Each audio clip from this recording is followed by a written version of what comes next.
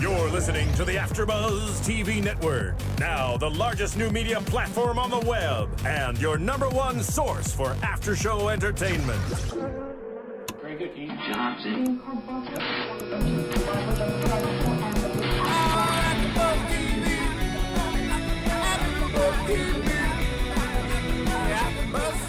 the AFTERBUZZ Studios in Los Angeles, California, and streaming live on Ustream, this is AFTERBUZZ TV for Desperate Housewives. We'll break down tonight's episode and get you all the latest Desperate Housewives news and gossip. If you'd like to buzz in on tonight's show, you can buzz us at 424-256-1729. That's 424-256-1729. And now, picking up where the show leaves off and the buzz continues, it's AFTERBUZZ TV for Desperate Housewives. Hey everybody, how you doing? I'm Derrick Shore. Welcome back to Desperate Housewives. It is season 8, the final season. This was episode 10, and thanks for all of you who are tuning in live and hung in there with us. Our screening went a little long tonight. As you can see, I'm the only person here in the studio, although if you were watching before the show started, you might have seen our producer Phil running around in the studio. Roxy is traveling. Sarah, I guess, is moving to New Zealand for a few months. So hopefully next week Roxy will be back and we can chat about the Housewives. But in the meantime, any of you who are tuning in right now live, feel free to check in and chat. It's the little box on the top right of your screen if you're watching here on Ustream. Just check in using one of your social networking usernames and passwords and send in your comments or questions. And if you want to call and talk to me live on the air, you can call 424-256-1729. So in tonight's episode, real quick, Derrick, just Yeah. do me one quick favor. Yeah. Turn that mic the other way. It'll pick Which up way? better. We want to make you sound sexy for all viewers out there, right? You're saying that I wasn't sexy before, Phil? The look was, but we want to make you sound perfect. Yes. Okay, hopefully that's perfect. That So this storyline keeps evolving with the show, and I know I'm usually the first to complain about the fact that they take so many breaks, and it was the holidays, so we haven't seen Desperate Housewives for about a month. But in the last episode, the very last thing we saw take place was Chuck getting hit by that car, a dark sedan, cruising through. And Chuck is no longer part of the equation. So, of course, the women on the lane are relieved that this guy is not going to be hounding them anymore, calling them into the police station and asking them all kinds of questions. And it's really interesting how I think a lot of these characters have come full circle. Like Gaby, for instance. Gaby is like back to her old self now. And honestly, I think she has some of the best writers on this show. Her team of writers, or whoever is writing her one-liners, I thought she was hilarious. This episode, there were some times when I really was just laughing out loud. I mean, classic Gaby, when Carlos is missing from rehab and she hasn't seen him for a day and she's so worried. A, worried about his safety. B, also worried that he was maybe the person who ran down Chuck and killed him. And I love when Carlos is in the bed upstairs in the house and a little bit confused and disoriented, and Gaby runs in. She's like, honey, it's okay. Tell me where you were last night. I'll be supportive. I promise. I won't judge. And then he's like, like says something that's unintelligible. And she's like, where were you, you pathetic booze hound? And she like slaps him across the face. Classic Gaby, and I love that. And I thought that was particularly important in this episode. That comic relief was so necessary because it was such a dark, depressing episode. I mean, tonight, when this episode started and we saw Bree again in that horrible motel room, horrible from like a design sense. You know how I feel about brown, Phil, right? It's one of my favorite colors, but I don't think anyone's living space should be entirely brown. That's for another show, though. So she's sitting there in this depressing motel room, and I'm thinking, no, Bree, don't kill yourself in this ugly motel. At least do it at, a nice hotel. And she's about to put the gun to her head, and I was like, oh my gosh, like, what are we going to see? Because rumors are that a major character on the show will die at some point this season. Bree's too good to kill off, though, right? We knew she wasn't going to die. And at that moment, luckily, there is Renee pounding at the door. And in true Renee fashion, she kicks it down with her foot because she thinks that Bree and Ben have been having a little fling. Well, it turns out, obviously, that, Bree is not in there with Ben, but she's about to kill herself. And I like seeing this other side of Bree because I don't know if you guys have felt this same way this season. And I made this comment on the show about a month ago, but I felt like when Nicolette Sheridan's character left the lane or was electrocuted so dramatically, I felt like Vanessa Williams' character, Renee, stepped into that same exact role. It was so cookie cutter where suddenly there is this woman living on the lane who tries to sleep with people's husbands and is constantly flirting, is wearing sexy outfits and all of that. And I felt like Vanessa Williams was not, it just seemed like not the most exciting role for her to play because she was always just, doing exactly what Nicolette Sheridan did. But I liked this episode because it showed the more human side of Renee. And clearly, once you realized Bree needed help, Renee really stepped in and took that maternal role and tried to make sure that Bree was not going to harm herself. And that was a really intense moment. I mean, I would say as episodes go, when a main character like Bree almost takes her life, that was really a dramatic way to start the episode. So I was glad that things, glad that we had comic relief from Gaby, glad that things played out the way that they did. Now, Susan and Tom, if anyone agrees with me here or disagrees, please just say something in our Ustream chat or feel free to call in. You know the guy, James Denton, who plays Mike Delfino, Susan's husband. He used to have, I mean, of course, like as the series has evolved and we've seen so many seasons go by, sometimes characters are featured heavily, other times we don't see them so often. And I feel like for James Denton, there's another example of an actor who he's got to be bored to death with this role because he used to have storylines that really kind of involved him and he was the sexy plumber guy and people were really into him.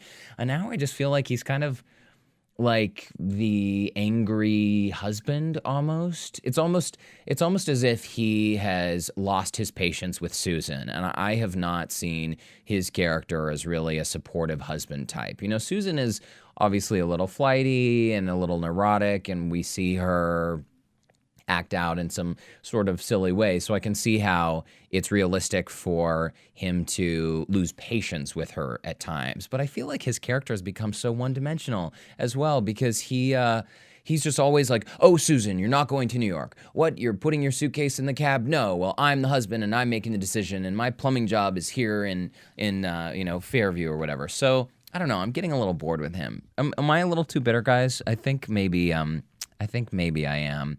I also, we're 10 episodes in this season, which means we're about halfway through the season. Not a lot of episodes left, so it'll be interesting to see how some of these storylines start to wrap up, or which storylines the writers choose to sort of leave hanging.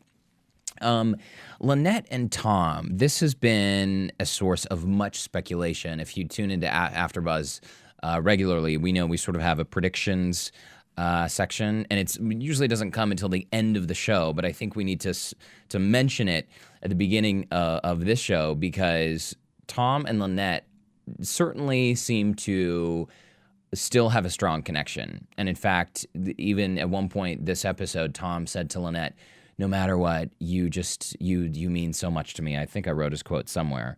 In spite of everything, you still mean the world to me. And he says that to her when they're at Chuck's funeral. But it's interesting to see how these two characters have split up and then sort of come back together because Lynette goes to Tom and stops him on the way to Paris with his girlfriend Jane. She goes on without him. He stayed to help her out. And we've seen Tom being really impatient with Lynette in the last few episodes because he feels like she's trying to just mess up his relationship that he's trying to start with this woman, Jane. But I felt like tonight was certainly a turning point in the episode because Lynette was chatting with Tom about his girlfriend Jane and saying, well, maybe you should go to Paris with her and find out if she's going to make you happy. That was the whole point we separated.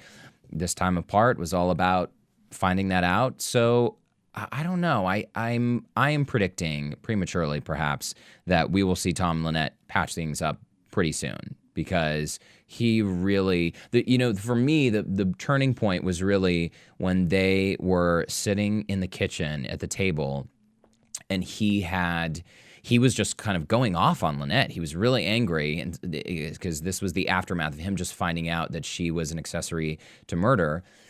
And he said, "How could you do this?" Blah, blah, blah, going off and off, going on and on and on. And then she said to him, "You know what? Right now, I just need support. I don't need a lecture.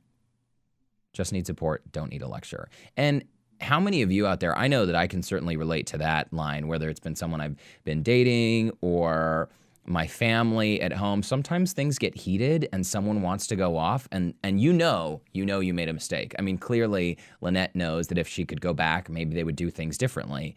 But I thought it was nice that Tom paused and he said, "Okay, you're right. I will figure out a way to fix this." That was pretty big, and I think that was indicative of a turning point. So I guess we'll just sort of leave it to find out what happens in the future, but my prediction is that they get back together.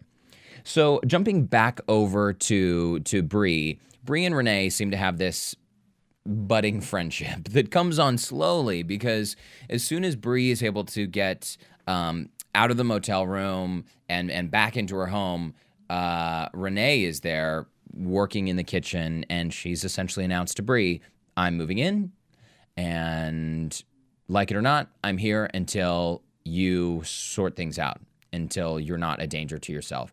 I love that she took her shoelaces out of her shoes, and she took the shower curtain off the shower rod, and Bree said, Why did you do that? And she said, it was just ugly. I wanted to get rid of it. So we see Renee really taking a hard line, like, "I am your friend, and I am staying here, and you will be fine." And Bree really hates that, because as an independent woman, she wants her space back. She says she'll be fine. Of course, we see her still drinking wine, which I thought was an interesting choice, but I guess Bree is she an alcoholic or not? Does anyone know? I mean, she was an alcoholic before. I guess once an alcoholic, always an alcoholic. But we may see Bree drinking for the rest of the eighth and final season, so prepare yourselves for that. But Bree is getting really annoyed with Renee, and at one point, Bree essentially says, "I want you out of my house. Please, why did you turn on the light? Please just leave the room and turn off the light on your way out." And that's when we see Renee saying, "You know what? I'm not going to lose you. I already lost someone, and it's not going to happen again." So that's our first indication that Renee has experienced this before. Someone close to her has killed herself. And then at Chuck's funeral, we find out that this person is actually Renee's mother. Again, a softer side of Renee. I like seeing that with these one-dimensional characters that you find out actually have feelings.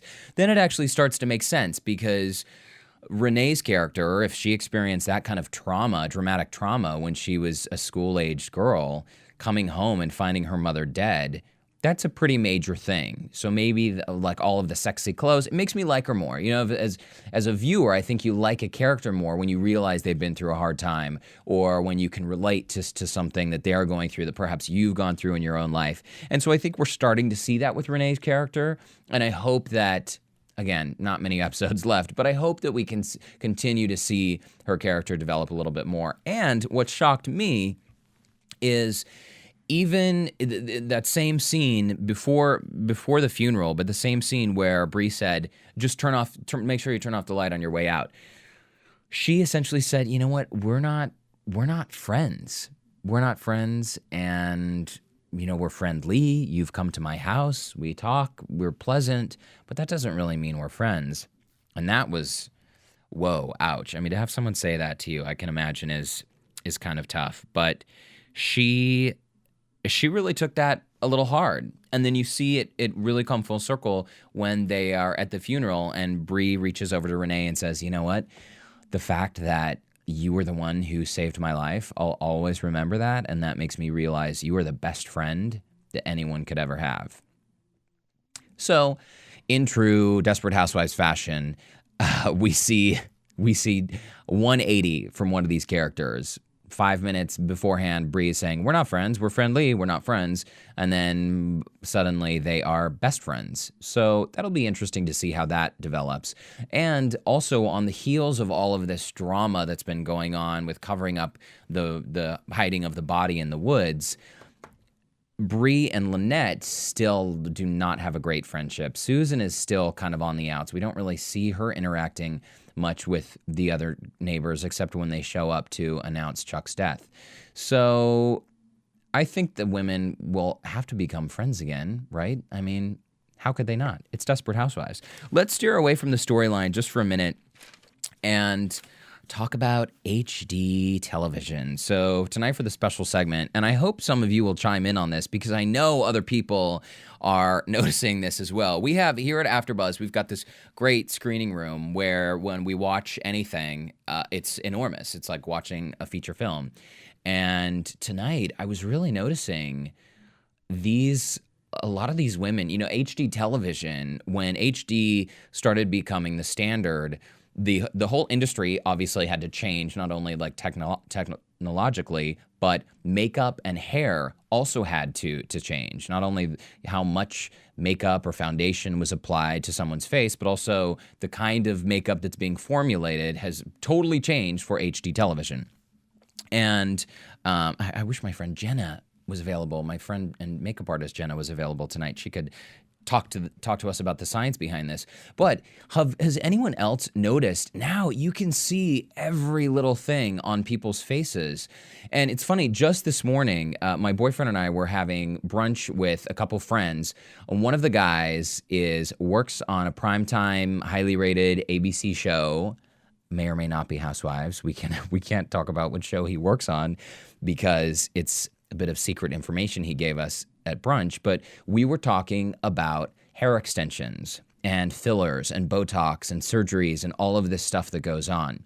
Incidentally, my boyfriend works for the company that makes Botox. It's Allergan, and he does clinical trials for them. And so everything from Latisse that makes eyelashes grow and fillers like Botox. And anyway, this is LA, it's Hollywood. I know people get fillers and plastic surgery everywhere, but if you're an actress and your face is your paycheck or your body's your paycheck or your hair is part of your paycheck, you're probably gonna pay a lot of money to have that done. And spending 3 hours in the makeup chair and hair chair every single day is part of what makes you look so glamorous. But we were talking specifically about hair extensions this morning, and my friend, who shall remain nameless, said, oh, yeah, 90% of the actresses who are doing well, who are actually working actresses, have hair extensions. It's just the way it's done. They're uncomfortable. You've got to sew them in. After a while, they start looking ratty if you don't take care of them. But that was all I could think about tonight when in one of the very first scenes when we see Lynette sitting at the breakfast table. Lynette and Tom are having their argument.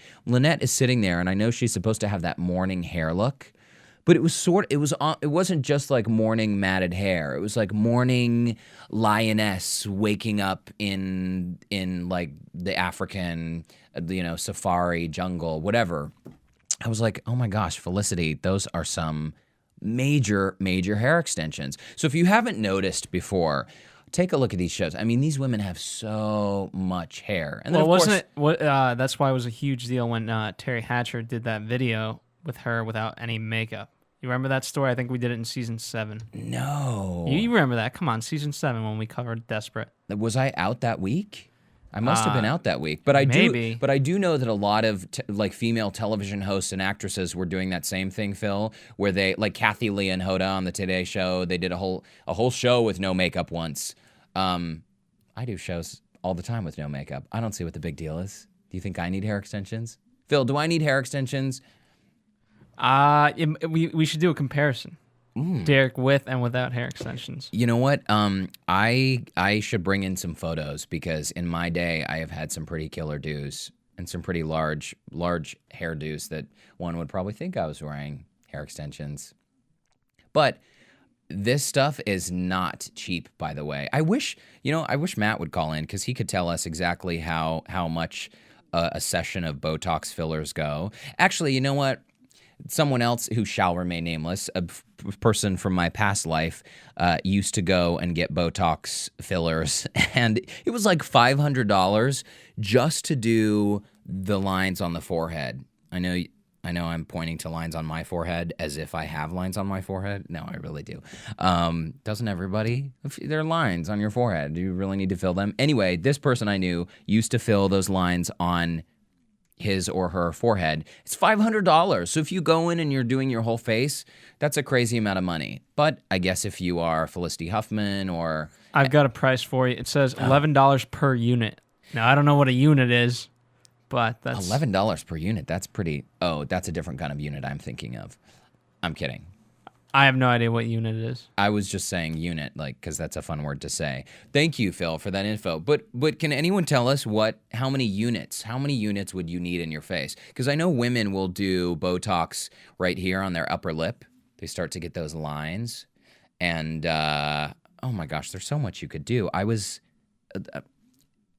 have all of these, like, personal stories. Yesterday, I happened to be in a certain location where I saw a woman getting her upper lip threaded. Do you guys know what threading is? Where the person, like, a lot of Indian women do this in salons, and in LA it's becoming bigger, but instead of like waxing part of your body, you can get it threaded, where one end of the thread goes in your mouth, the other end goes into one hand, and then the other hand is like working it like, and you're like ripping the hair out. And this woman in this place where I was yesterday was having all of this hair ripped out of. Anyway, the things people will do for beauty, who knows? 20 years from now, I'll probably show up with a face that's so Botoxed out that it can't move. But I thought that was an interesting thing to have a bit of insider information from a makeup artist for one of these ABC shows telling us about what the actresses do. And he would be so busted if you guys actually knew who he was. But you don't, so let's move on. Let's go back to Bree and... Oh, not Bree. We've talked enough about Bree. Are you guys as bored with Bree as I am? I hope so, because we're not going to talk about her anymore, unless someone would actually call in, 424-256-1729. If you want to chat with me live on the air or offer some of your thoughts about tonight's episode, please call.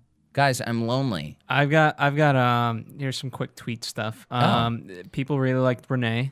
And in this episode, they said, you really showed off your acting chops, Renee. Oh. And second, quick shout out to my friend Paulina, who she's on East Coast time, so she doesn't listen to you live, but she loves Desperate, and so she loves hearing you guys' opinion on that. That is so nice. And there's no shred of hope that Paulina could be tuned in watching right now. No? No chance Paulina's tuned in right now. Okay, next episode, we're going to give a shout out to Paulina right at the beginning of the episode, so she knows how much we appreciate her love and support. And for all of you who are just listening to this on iTunes, really, thanks for tuning in, because I know maybe you are listening in your car or secretly listening at your boring job, if it's that boring that you have to listen to a podcast. If you're listening to me at work, oh my gosh, you must be super boring. Because I don't know if I could keep anyone awake. Real quick, could I tell you a fun story? Yeah, please.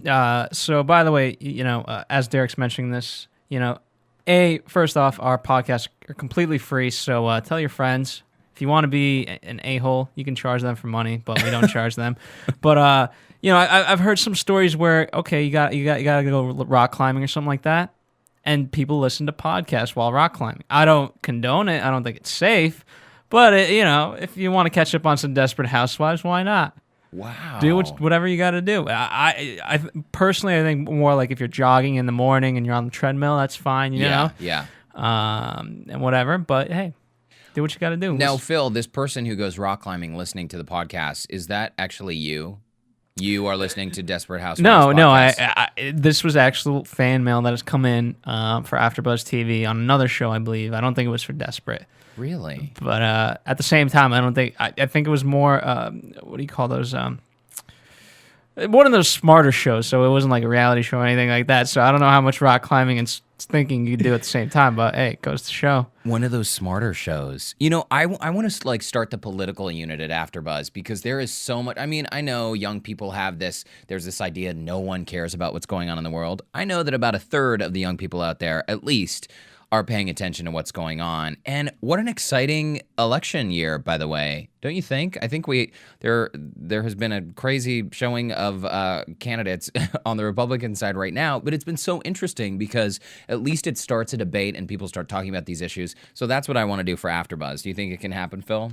Can we do that? We can certainly make that happen. I think we should. I think, a smart show, since Desperate Housewives is apparently not smart enough for you to listen to. No. If you rewind, what I said was a smart show like Desperate Housewives. I'm kidding you. But I'm kidding you, P.S. Do you know that those are your initials, P.S.? I do. I've known it my whole life. So I could say P.S., P.S., and then I could tell you something interesting. You could. By the way, it is, as long as, it's fine to put in your earbuds when you are doing a physical activity, but some things like bicycling, like cycling, I am a cyclist, and you never want to listen to an iPod when you're doing that because you want to hear the traffic around you. I could have saved your life just like Renee saved Bree's life tonight. You can thank me later. So Gaby and Carlos. Oh my gosh, this is another example. This is another example of Gaby's great writing. Whoever is writing for Eva Longoria, I would be so curious. We've got to get some people this last season on the show who could tell us just what it's like in the writer's room. I swear, Gaby has some of the best lines, and maybe her character just, lends itself to that. But when she shows up at the rehab place to check or to find out what happened to Carlos, and the guy's like, dude, I told you, we don't know where he is. He checked himself out. It's not prison, it's rehab. People can just leave whenever they want. And she had some of the best one-liners. She said something like, what kind of place is this? You let people out just in time to go to happy hour? And then as she's still shouting, going off on this tirade as the nurse is walking away, and she says, this place is awful. I have a lot of drunk friends, and I'm going to tell them not to come here. I thought it was funny anyway. Clearly no one else does, since they're not chatting with me on Ustream. But I think that has been a really great, great character. And one of the things that I love most about Gaby is that Eva Longoria is like this amazing woman, philanthropist in real life, who has used her name and her fame to promote some really great money-raising events for great causes out there, diseases or whatever. So I love when I see someone like her really, really stepping out in front. And as the Housewives go, if you're ever searching for gossip or Desperate Housewives news, Eva Longoria, hands down, she has a huge fan base and a huge following. And she certainly sort of leads the pack when it comes to that. So I'll be really interested to see what she does. Phil, weren't we talking recently? The Eva Longoria is producing a project for CW, isn't she? I'd have to check. I forget. But I know last time we checked in with me, she had like 3 shows in the works. Yeah, she's... And I don't know if you guys talked about this, but she was also on an episode of Hater. Oh, yeah. The Mario Lopez show on Right. CW that was canceled, but yeah, that's a she was bummer. good. She was good on it. I liked her. And someone hated her.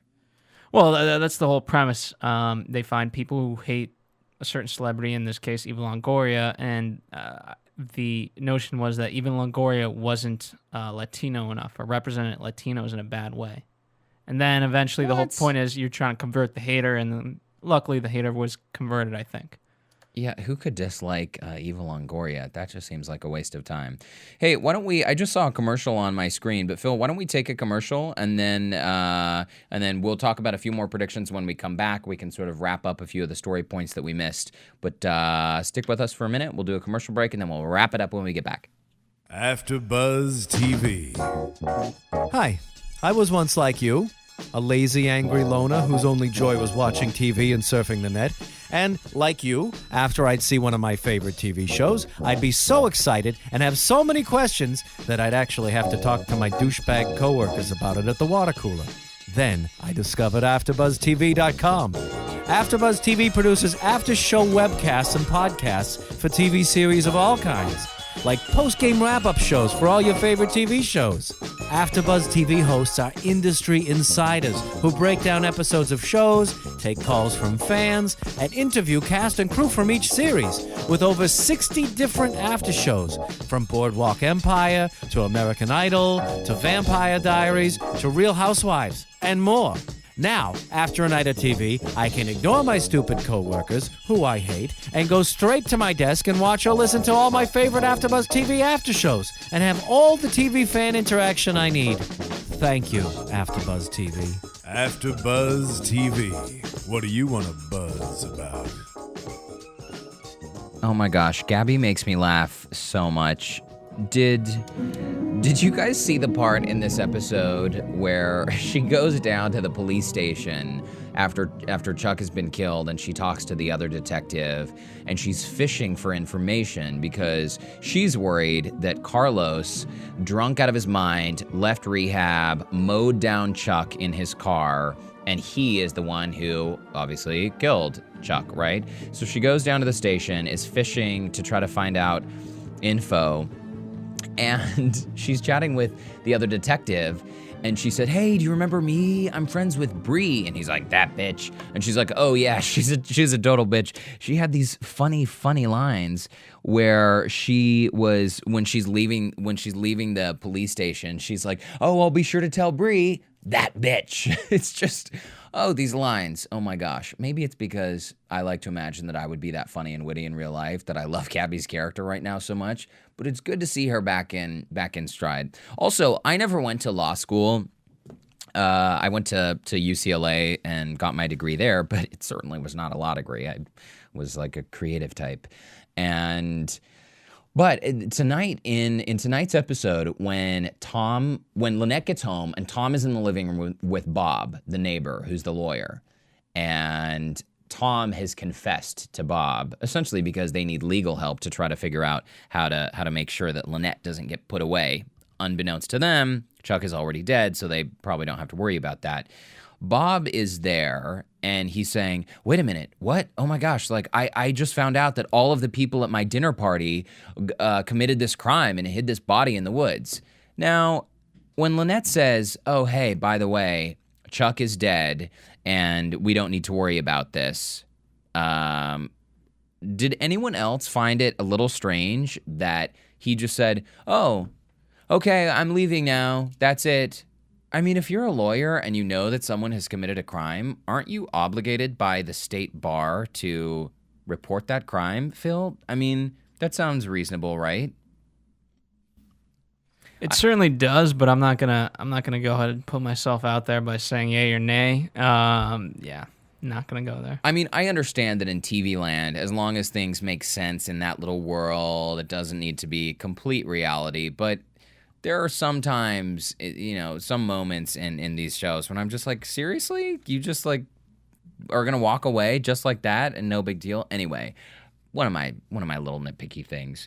So Gaby and Carlos, who knows what's going to happen with them? I mean, Carlos is out of rehab now and is still drinking like crazy.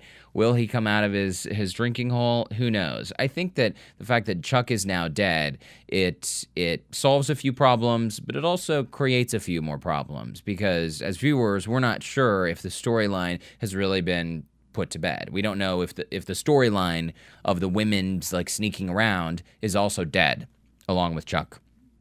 I also thought at the very end when Mike wakes up in bed, again, shirtless, wearing those interesting long blue pajama bottoms. Do guys really wear long pajama bottoms? That seems like a whole lot of bunchy fabric to get caught up in places when you're rolling over in bed. Anyway, not my style, but clearly the wardrobe people like it on Housewives. When he wakes up and sees that Susan is out getting in a cab again with another set of luggage, I was thinking, great, Susan she's going to go to New York anyway, even though she has this dud of a husband who's not supporting her.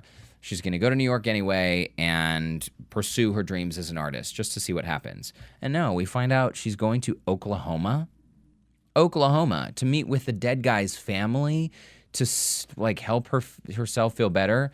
Granted, I know it's probably weighing on her character's mind a lot. She can't deal with this, but honestly, I feel like this storyline is just because Terry Hatcher is going on vacation in the Bahamas and she needed some time off work. So they're like writing her out of a couple episodes, or who knows, maybe we'll see her in next week's episode in Oklahoma, but it's kind of a bizarre turn to that storyline I was not expecting.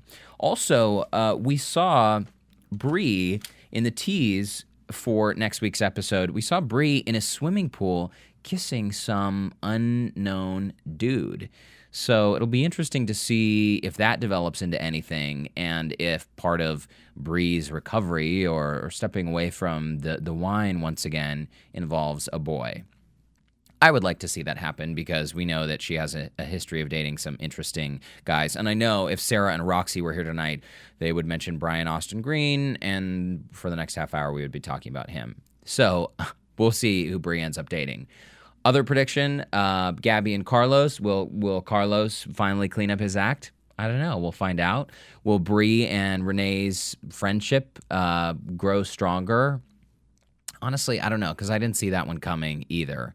And lastly, Lynette and Tom, I absolutely think that they will be getting back together because, I don't know, Lynette and Tom were always like the solid ones on the lane. And I loved the line tonight that Tom said something like, what, out of the four women, you were always supposed to be the smart one. And it's true. Lynette has always been sort of that solid one. We've seen her have her moments, but she's always been pretty level-headed, and something tells me everything is going to be just fine. So I guess I'll end. Phil, thanks for hanging out with me. I'm so glad you're in the booth because who else would I talk to? Oh, no problem. I love talking with you, Derrick. It's a shame. I don't know if for the fans that listened to us from the beginning, I'm sure you'll remember me and my stupid opinions, but I haven't been able to catch up with Desperate, but you know, I'm glad these guys are doing what they're doing and keeping it alive. You do so many shows, and I don't know how you have time to watch it all. But I guess that's what being a superfan is all about, right, Phil?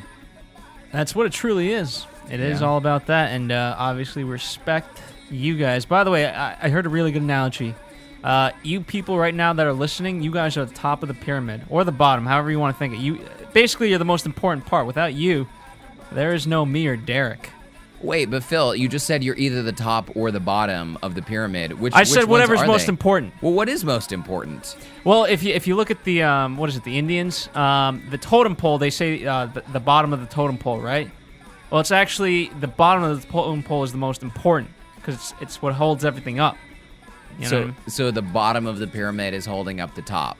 I'm confusing this metaphor. Basically, you guys are the best, and we love doing. I love doing what I do because of you guys, and I know Derrick loves it too, right there. I love it. I love it. I love it even more when Sarah and Roxy are here, so they can make fun of me and how ridiculous I am. Because I know that a lot of what I say doesn't make sense. Sometimes they're like, "Wait, what did you just say?" And a lot of times I don't know what I just said. So thanks for all of you who are tuning in live tonight, watching us.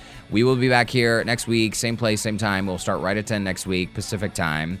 And tweet Derrick at Derrick Shore. Yeah, DERRICK, Shore, like the ocean. And I've seen a few comments on YouTube.com/AfterBuzzTV and iTunes and all of that. Ustream.com/AfterBuzz. We post these on YouTube.com/AfterBuzzTV.